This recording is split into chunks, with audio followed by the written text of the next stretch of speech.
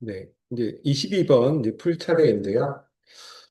여기 이제 토지잔여법이라고 나오는데요. 뭐 토지잔여법에 따라 건물을 제외한 토지만의 가치를 구하시오. 이렇게 나오는데, 그러니까 토지잔여법, 뭐 건물잔여법 이런 개념은요. 그러니까 우리가 쉽게 이제 이해하면 이런 겁니다. 그러니까 토지와 건물, 이게 전체를 우리가 복합부동산이라고 그렇게 부르거든요. 그러니까 복합부동산 전체 가격에서 예를 들어 토지 가격을 빼면 건물값이죠. 반대로 복합부동산 전체 가격에서 건물 가격을 빼면 토지 가격을 구할 수 있어요. 뭐 이런 것들을 우리가 토지자녀법 또는 건물자녀법이라고 합니다. 그러니까 임대료도 마찬가지입니다. 우리가 토지 건물 전체에서 발생하는 임대료가 얼마다라고 정해져 있을 때 건물 몫의 임대료를 빼면 토지 임대료고요. 또 토지 몫의 임대료를 빼면 건물의 임대료인 거죠. 그래서 사실은 뭐 개념이 뭐 그렇게 어려운 개념은 아니에요.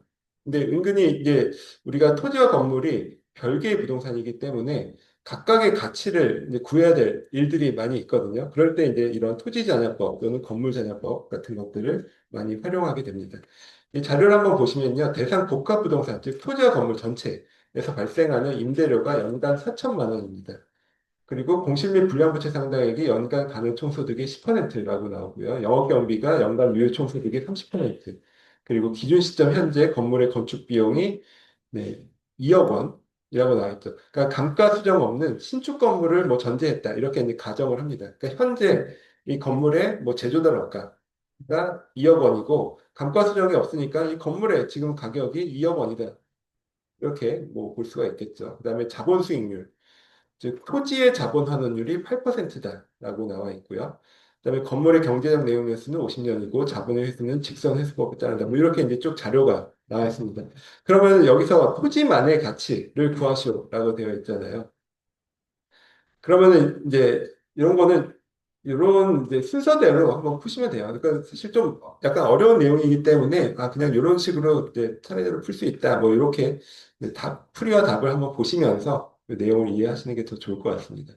먼저 대상 복합부동산 전체의 순수익, 뭐 토지의 자본 환원율, 건물의 자본 환원율, 그다음에 건물의 귀속 순수익, 그다음에 토지의 귀속 순수익, 그다음에 토지 전체의 토지만의 이제 수익 가치 이렇게 각각 순서대로 이제 구해 볼 수가 있어요.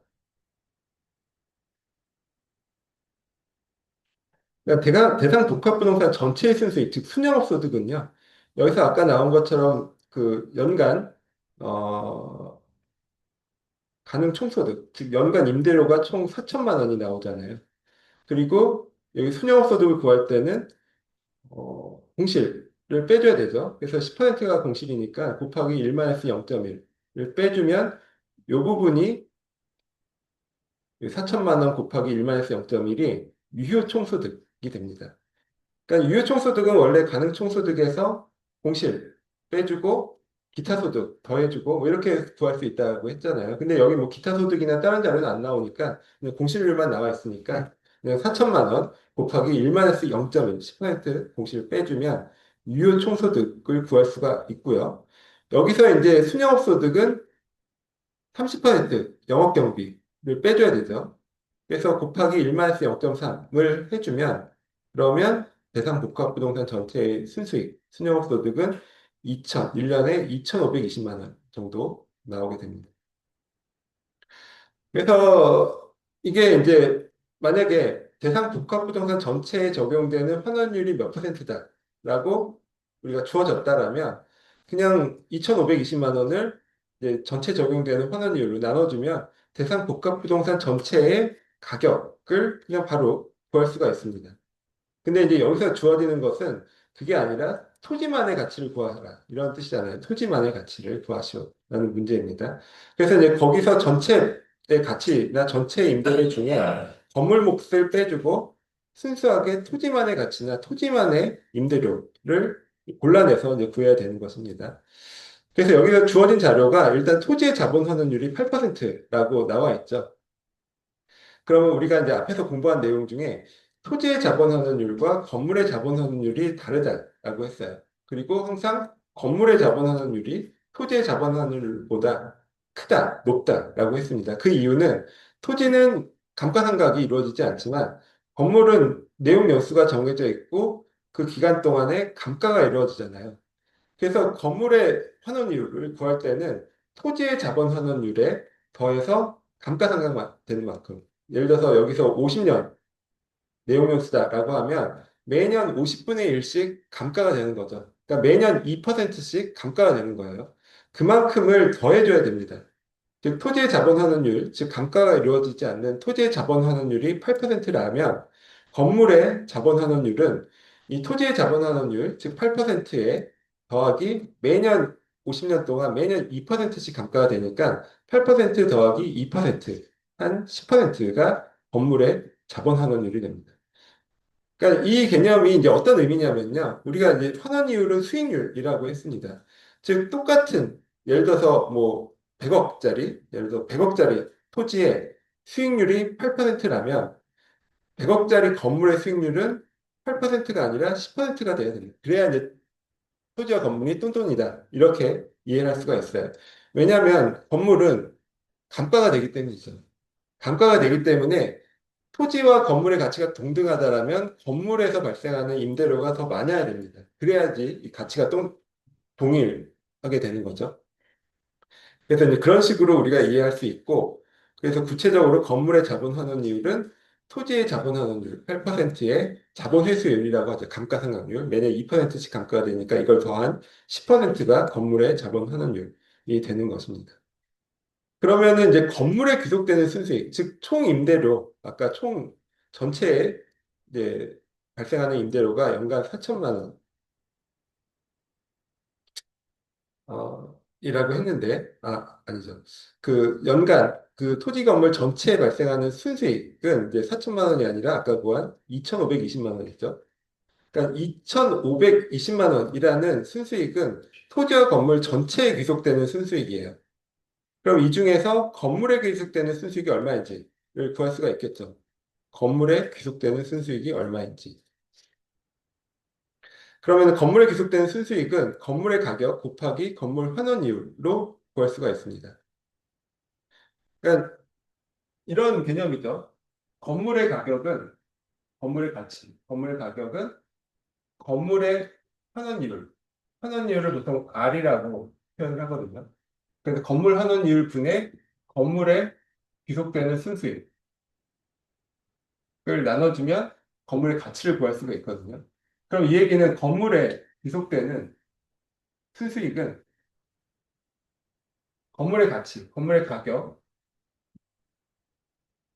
곱하기 건물에 적용되는 환원이율을 곱해주면 건물에 귀속되는 순수익을 구할 수가 있겠죠. 그러니까 뭐 요 토지도 마찬가지예요. 토지에 귀속되는 순수익도 토지의 가치 곱하기 토지에 적용되는 환원이율 R을 곱해주면 토지에 귀속되는 순수익을 구할 수가 있습니다. 그래서 이제 이걸 다시 보시면 일단 건물에 귀속되는 순수익을 알아야 우리가 토지와 건물 전체에 귀속되는 순수익이 2,520만 원이라고 했잖아요.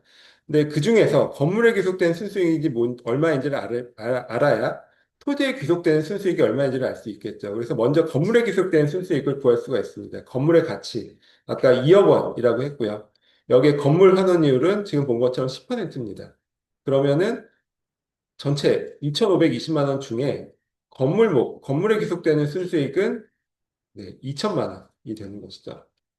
그럼 토지에 귀속되는 순수익은 전체 순수익 2,520만 원에서 건물 귀속되는 순수익 2천만 원을 뺀 520만 원이 토지만의 몫이에요. 토지만의 몫인 순수익이 됩니다. 그럼 토지의 수익 가격은 토지 귀속 순수익을 토지에 적용되는 환원이율로 나눠주면 되거든요. 그럼 520만 원을 토지 환원율 8%, 0.08로 나눠주면 6,500만 원 정도. 그러니까 이게 토지만의 수익 가치, 토지만의 가격이다. 이렇게 볼 수가 있습니다. 다시 한번 이제 설명을 드리면요. 이 자료를 보고 일단 제일 먼저 생각할 것이 대상 복합 부동산, 즉 토지와 건물 전체에 발생하는 순수익, 즉 순영업 소득을 먼저 구한다. 그러면은 가능 총소득이 4천만 원이고 여기에 공실률 10% 빼주고 그다음에 영업경비가 유효총소득의 30% 이제 빼줘야 되니까 이런 식으로 구하면 토지와 건물 전체에 귀속되는 순수익이 2,520만 원이 됩니다. 그 다음에 토지의 환원이율, 이 8%라고 주어져 있는데, 건물의 환원이율이 그럼 얼마인지를 여기서 구해야 돼요. 그럼 토지 환원이율 8%에 건물은 감가상각이 이루어지기 때문에 50년 내용이었으니까 매년 2%씩 감가가 되잖아요. 그러니까 자본 수익률 8%에 50분의 1, 즉 2%를 더하면 10%가 되고요. 이게 이제 건물에 적용되는 자본 환원율입니다. 그래서 이렇게 기초 자료를 이제 데이터를 구했으면 그럼 구체적으로 처음 해야 될 것이 건물에 귀속되는 순수익이에요. 그러니까 토지 건물 전체에 귀속된 순수익인 2,520만 원 중에 건물 몫이 얼마인지를 구해야 된다. 그럼 어떻게 구하냐면 건물의 가격, 가치에 건물에 적용되는 환원이율을 곱해주면 건물에 귀속되는 순수익을 구할 수 있습니다. 아까 말씀드린 것처럼 원래 건물 가치는 건물 귀속 순수익을 건물 환원이율로 나눠준 값이잖아요. 그럼 그거를 이렇게 옮겨주면 건물 순수익은 건물 가치 곱하기 건물 환원이율이다. 이렇게 구할 수가 있고요. 그럼 건물 가치가 2억 원이다라고 주어져 있으니까 여기에 건물 환원이율 10%를 곱하면 2천만 원. 이 건물의 몫인 순수익이고요. 2,520만 원 전체 중에 건물 몫이 2천만 원. 토지 몫은 전체 순수익에서 전체 순수익 2,520만 원에서 건물 몫인 2천만 원을 뺀 520만 원이 토지 몫의 순수익입니다. 그럼 우리가 문제는 토지만의 수익 가치, 토지만의 가격을 구하시오라는 것이었으니까 토지 귀속 순수익인 520만 원을 토지 환원율, 즉 8%로 나눠주면 되겠죠. 520만 원 토지 환원율 8%로 나눠주면 6,500만 원이 토지만의 수익 가격입니다. 이거는 아마 이제 감정평가사 시험, 이제 그런 기출문제였어요.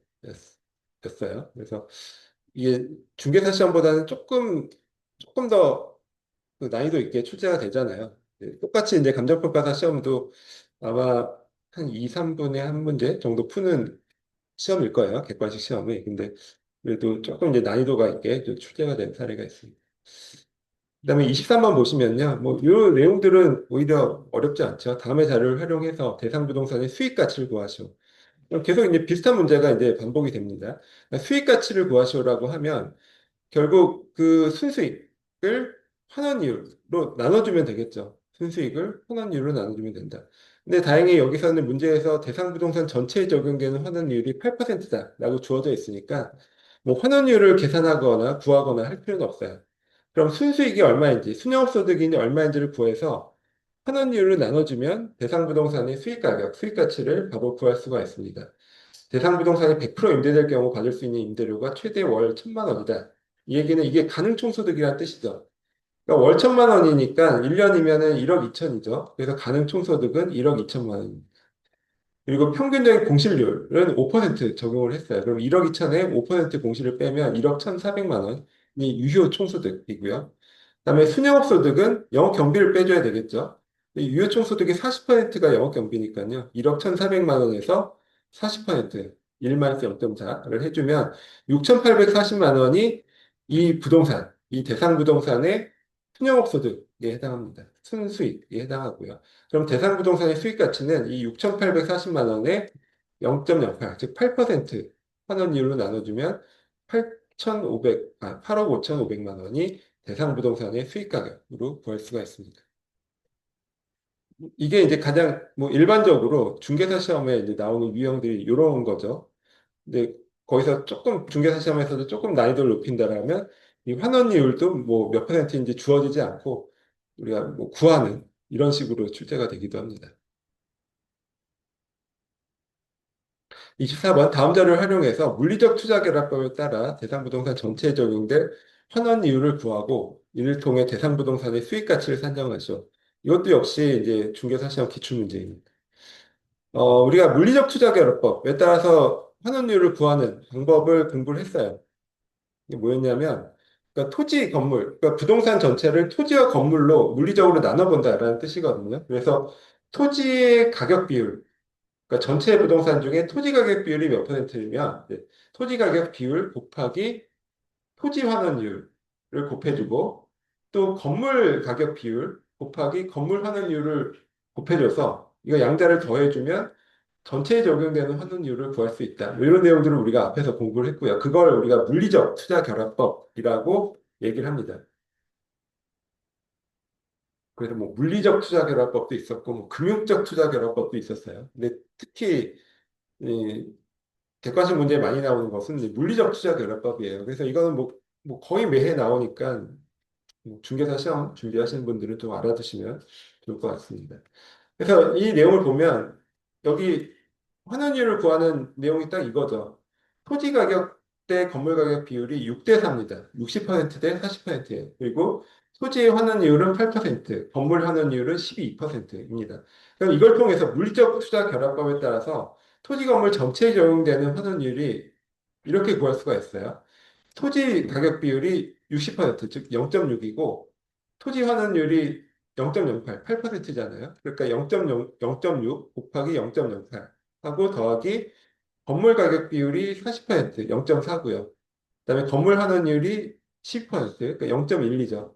그러니까 0.4 곱하기 0.11 해주고 이거를 각각 곱한 값을 더해주면 9.6%, 0.096이 나옵니다. 이게 이제 토지와 건물 전체에 적용되는 환원이율이다라고 할 수 있고요. 그럼 이제 대상부동산 전체의 수익 가격은 이 0.096, 9.6%로 나눠주는 거예요. 뭘 나눠주냐면 순영업소득을 나눠주면 되죠. 대상부동산 전체에 발생하는 순영업소득을 9.6%로 나눠주면 되는데 이때 전체에 발생하는 순영업소득은 유효총소득이 4,500이고 영업경비가 1,500이잖아요. 그러면은 순영업소득은 이거 빼주면 3천만 원이 됩니다. 3천만 원을 0.096, 즉 9.6%로 나눠주면 3억 1,250만 원이 되고요.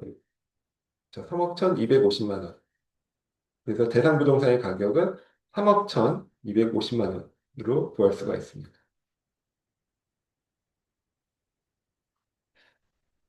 네.